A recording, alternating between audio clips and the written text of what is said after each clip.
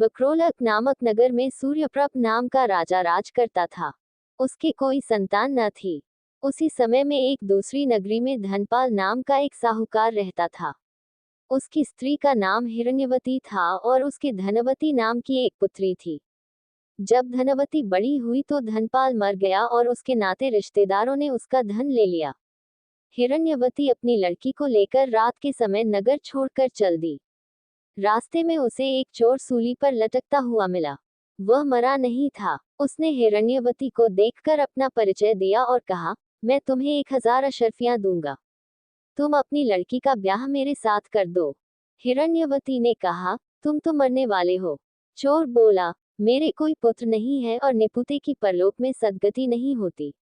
अगर मेरी आज्ञा से और किसी से भी इसके पुत्र पैदा हो जाएगा तो मुझे सद्गति मिल जाएगी। हिरण्यवती ने लोभ के वश होकर उसकी बात मान ली और धनवती का ब्याह उसके साथ कर दिया। चोर बोला, इस बड़ के पेड़ के नीचे अशर्फियां गड़ी हैं, सो ले लेना और मेरे प्राण निकलने पर मेरा क्रियाकर्म करके तुम अपनी बेटी के साथ अपने नगर में चली जाना। इतना कहकर चोर मर गया।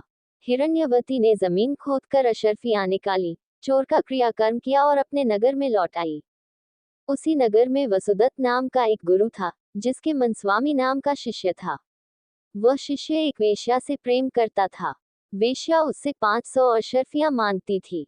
वह कहाँ से लाकर देता। संयोग से धनवती ने मनस्वामी को देखा और वह उसे चाहने लगी। उसने अपनी दासी को उसके पास भेजा। मनस्वामी ने कहा कि मुझे 500 अशर्फियां मिल जाए तो मैं एक रात धनवती के साथ रह सकता हूँ।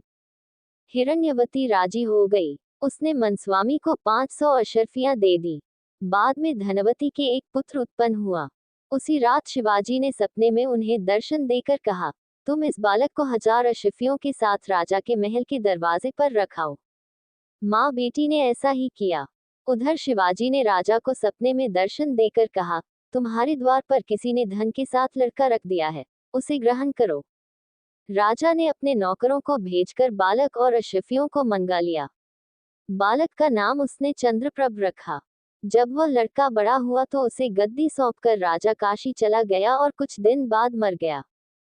पिता के ऋण से उऋण होने के लिए चंद्रप्रभ तीर्थ करने निकला।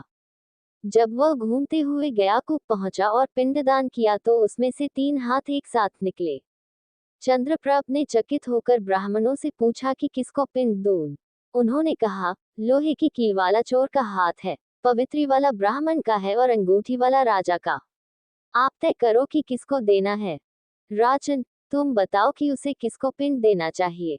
राजा ने कहा, चोर को, क्योंकि उसी का वह पुत्र था। मनस्वामी उसका पिता इसलिए नहीं हो सकता कि वह तो एक रात के लिए पैसे से खरीदा हुआ था।